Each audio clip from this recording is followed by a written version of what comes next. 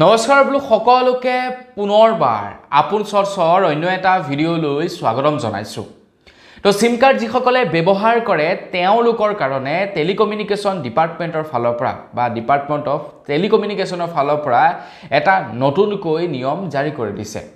এতিয়া আপোনালোকে সাৱধানেৰে আপোনালোকৰ সিম কাৰ্ডখন চলাব, নহলে কিন্তু আপোনালোকে বিপদত পৰিব পাৰে। তো আজিৰ ভিডিওটোৰ আৰম্ভণিতে আপোনালোকে কমেন্ট সেকশনত জনাওকচোন আপোনালোকে বাৰু কি কোম্পানীৰ সিম কাৰ্ড ব্যৱহাৰ কৰে।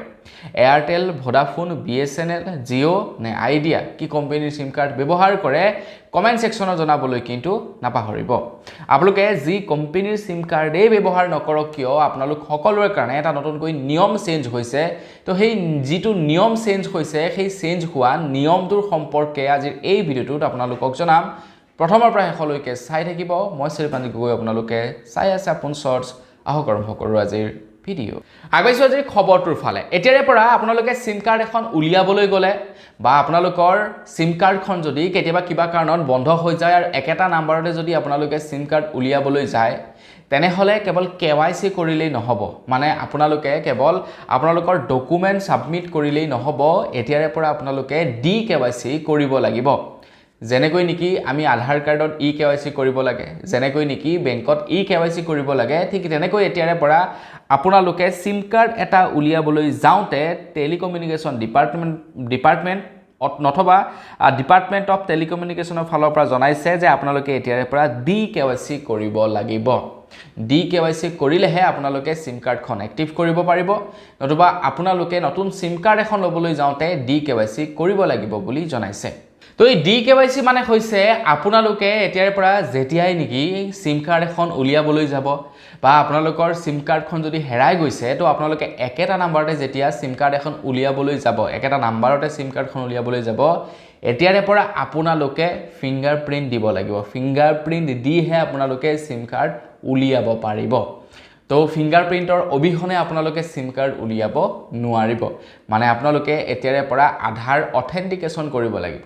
আৰু আধাৰ অথেণ্টিকেশ্যন OTP জৰিয়তে নহয়, আধাৰ অথেণ্টিকেশ্যন ফিংগাৰপ্ৰিণ্টৰ জৰিয়তেহে কৰিব লাগিব। এতিয়া বহুলোকে মানে কি হয়, আপোনাৰ বেলেগৰ আধাৰ কাৰ্ড লৈ সিম কাৰ্ড উলিয়াই 2 নম্বৰী কাম কৰে, বেলেগৰ ভোটাৰ কাৰ্ড লৈ সিম কাৰ্ড উলিয়াই 2 নম্বৰী কাম কৰে। তো এই 2 নম্বৰীবিলাক নাইকিয়া কৰিবৰ কাৰণে যাতে ফিংগাৰপ্ৰিণ্ট মানে দিলেহে সিম কাৰ্ড উলিয়াব পাৰে তেনেকুৱা ব্যৱস্থা কৰি দিছে। নহ'লে কি হয়, ধৰি লওক আপোনাৰ ঘৰৰ কোনোবা এজন বয়োজ্যেষ্ঠ মানুহৰ নামত আপুনি সিম কাৰ্ডখন উলিয়াই পিনি আপুনি যিটি বেয়া কাম কৰি আছে, পাছত গৈ যেতিয়া ফচিলে যেনিবা দেখা পাইছে বয়োজ্যেষ্ঠ মানুহ এজনৰ নামত সিম কাৰ্ড এখন আছে, তো হাৰি যায় বা কেতিয়াবা 2 নম্বৰী কৰি সিম কাৰ্ড উলিয়ায়। তো সেইকাৰণে DKYC চিষ্টেমটো কৰি দিছে যাতে যিজন মানুহে সিম কাৰ্ডখন উলিয়াব বিচাৰিছে, যাৰ নামত ডকুমেণ্টখন দিছে, তেখেতে যাতে নিজেই ডাইৰেক্টলি অফিচত আহি ফিংগাৰপ্ৰিণ্ট দি এইটো প্ৰমাণিত কৰে যে হয় মই মোৰ ডকুমেণ্ট দি সিম কাৰ্ডখন উলিয়াইছোঁ। তো সেইকাৰণে DKYC ব্যৱস্থা কৰি দিছে।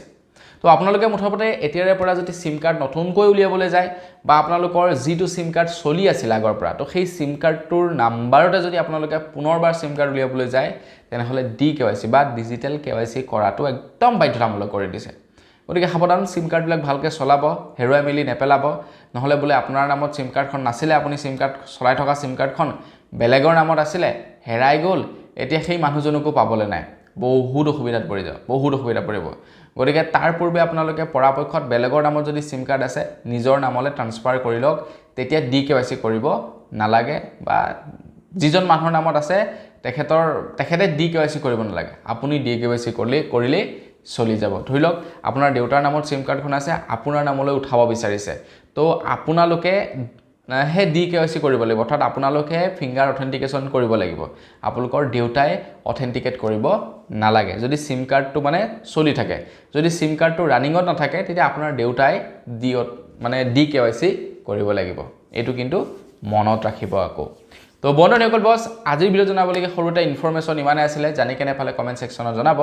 যদি ভাল লাগিলে লাইক এটা কৰি দিব, চেনেল যদি ছাবস্ক্ৰাইব কৰা নাই ছাবস্ক্ৰাইবটো কৰি ল'ব। পুনৰ এটা লগ পোৱাৰ আশাৰে বিদায় মাগিছোঁ। ধন্যবাদ। জয় অসম।